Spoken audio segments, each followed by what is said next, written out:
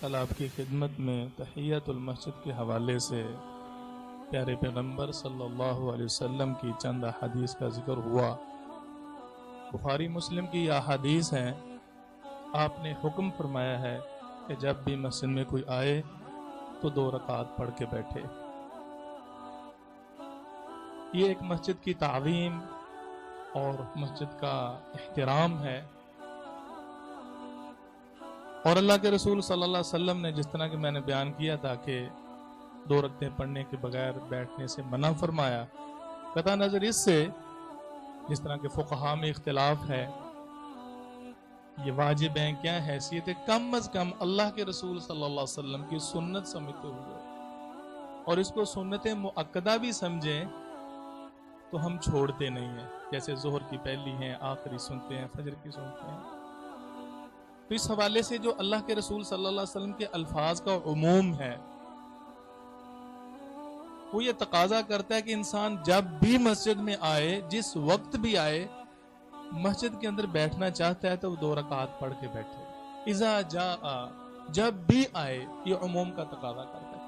اب چند اشکالات سامنے آئے تھے، تو ان میں سے بنیادی آپ کی خدمت میں ایک ہی رکھتا ہوں، اور یہ بھی تھا کہ اس نماز کے حوالے سے رسول اللہ صلی اللہ علیہ وسلم نے اس قدر تاکید فرمائی ہے اور دوسرے الفاظ میں منع فرمایا ہے بیٹھنے سے بغیر نماز کے، تو اس کا اجر کیا ہے؟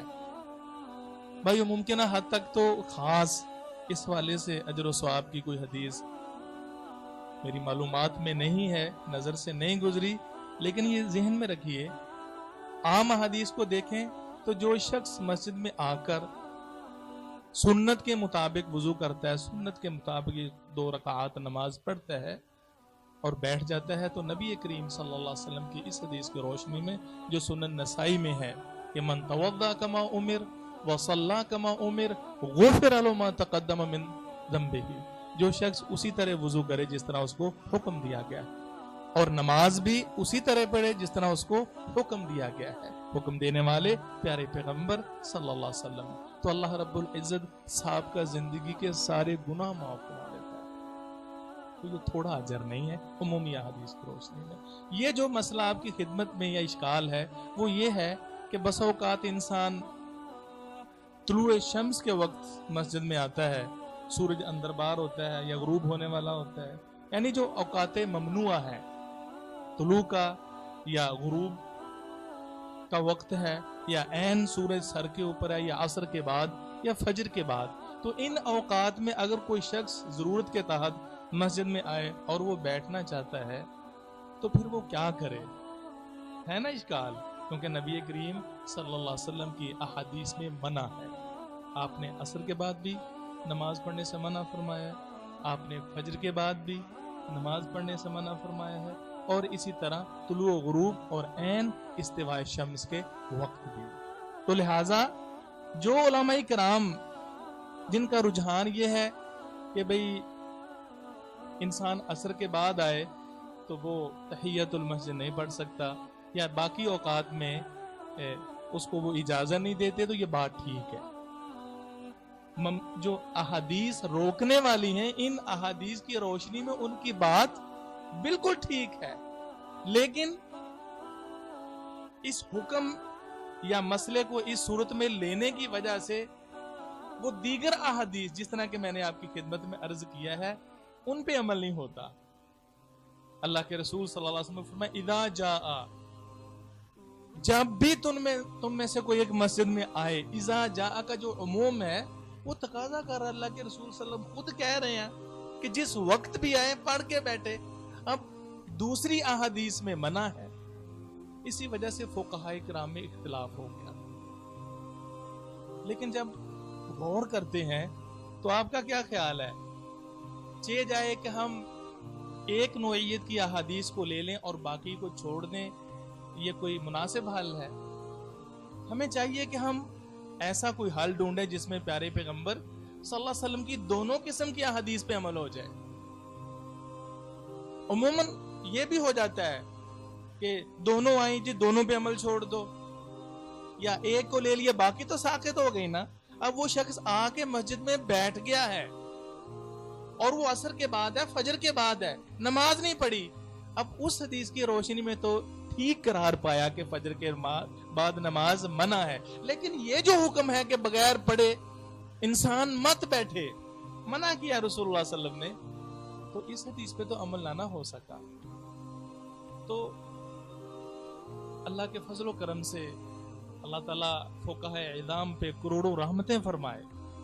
ائمہ کا اگرچہ اس میں مختلف نظریہ ہے، لیکن امام شافعی رحمہ اللہ کا رجحان احادیث کی روشنی میں وہ یہ ہے کہ انسان جب بھی مسجد میں آئے بیٹھنا چاہتا ہے تو وہ پڑھ کے بیٹھ جائے. اس کو وہ سببی نمازیں کہتی ہیں، یعنی ایک مخصوص صورت ہے، اس حکم کو خاص حالات میں معمول کریں.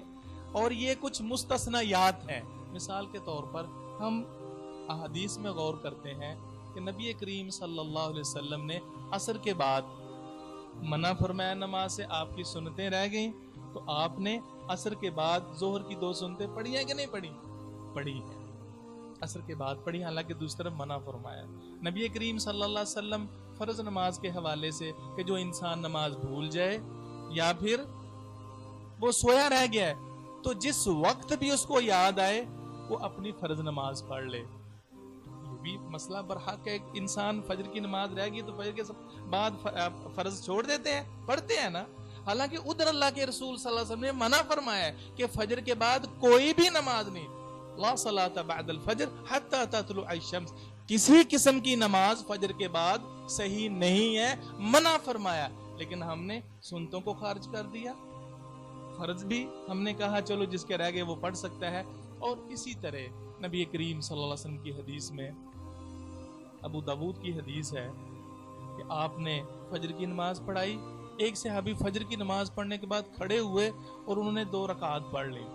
اللہ کے رسول صلی اللہ علیہ وسلم پوچھتے ہیں بھی صبح کی 4 رکعتیں نہیں؟ کہتے ہیں اللہ کے رسول میری پہلی شروع کی 2 رکعتیں رہ گئی تھی، میں نے وہ پڑھی ہیں. تو اللہ کے رسول صلی اللہ علیہ وسلم خاموش ہو گئے. آپ کی خاموشی بھی ہمارے لیے دین بن گئے، اس کو حدیث تقریر کہتے ہیں. اسی طرح عصر کے بعد نماز جنازہ ایمرجنسی مسئلہ بن گیا ہے اور جنازہ حاضر ہے، علماء کرام فتویٰ دیتے ہیں کہ نماز جنازہ عذر کی بنیاد پر پڑھایا جا سکتا ہے. نماز کسوف ہے، نماز کسوف اگر عصر کے بعد پتہ چلا کہ سورج گرہن مطلب ہو گیا ہے، گرہن لگ گیا ہے، تو حکم ہے کہ آپ نے فرمایا نماز پڑھو. اگر ہم کہیں جی عصر کے بعد نماز پڑھنا تو منع ہے لہٰذا نہیں پڑھیں گے، تو اس حدیث پہ عمل کر لیں، اس حدیث پر عمل تو رہ گیا نا. تو ان دلائل سے پتہ چلتا ہے کہ وہ مناسب حل کہ جو رسول اللہ صلی اللہ علیہ وسلم کی حدیث سے ثابت ہوتا ہے وہ یہ ہے کہ عام حالات میں بلا وجہ کوئی بھی نماز نہ فجر کے بعد اور نہ باقی 3 اوقات میں، طلوع شمس، غروب آفتاب اور عین استوائے شمس کے وقت، بلا وجہ درست نہیں ہے. لیکن اگر اس کا سبب اور اس کی وجوہات ہوں، جس طرح کہ تحیت المسجد پڑھنی ہے، اس کے فرض رہ گئے ہیں، یا چند مثالیں آپ کی خدمت میں نے عرض کی ہیں، تو اس میں کوئی حرج نہیں ہے. ضرورت کے تحت پڑھی جانے والی نماز، اس کو نام دیتے ہیں علماء کرام سببی نماز، تو لہٰذا وہ پڑھ لی جائے. تو اس طرح دونوں احادیث پہ عمل ہو گیا. ایک شخص فجر کی نماز پڑھتا ہے اور ذکر اذکار کرتے کرتے ذہن میں آتا ہے یار 2-4 چلو نفل ہی پڑھ لیں، اس کے لیے جائز نہیں ہے، کوئی وجہ ہی نہیں ہے. لیکن ایک باہر سے آتا ہے اور آ کے بیٹھنا چاہتا ہے تو پھر دوسری حدیث پہ بھی عمل ہو جائے، وہ 2 پڑھ کے بیٹھے. تو بہرحال اصولی طور پر علماء کرام اس کو دو لفظوں میں تعبیر کرتے ہیں کہ دونوں احادیث کے الفاظ عام ہیں. اس میں ہے کہ لا صلاۃ بعد طلوع الفجر، لا صلاۃ بعد الفجر، فجر کے بعد کسی قسم کی نماز نہیں. لیکن خود اللہ کے رسول صلی اللہ علیہ وسلم نے اس سے صورتیں مستثنا کر دی. احادیث میں علماء بھی اس کو مانتے ہیں، تو ہم تحیت المسجد کی بھی صورت کو اسے مستثنا کر لیتے ہیں کہ باقی ہم نے مستثنا کرنی ہے، ضرورت کے تحت اگر یہ بھی پڑھ لی جائیں تو وہ بھی درست ہے. تو ایک جو عموم اذا داخلہ کا وہ عموم محفوظ ہے، لیکن دوسرا جو علماء کی زبان میں آپ کے عام ورڈز ہیں لا صلاۃ کے، وہ یعنی اتنے اس میں یعنی استثناءات ہو گئے ہیں. اللہ مجھے اور آپ کو عمل کی توفیق عطا فرمائے.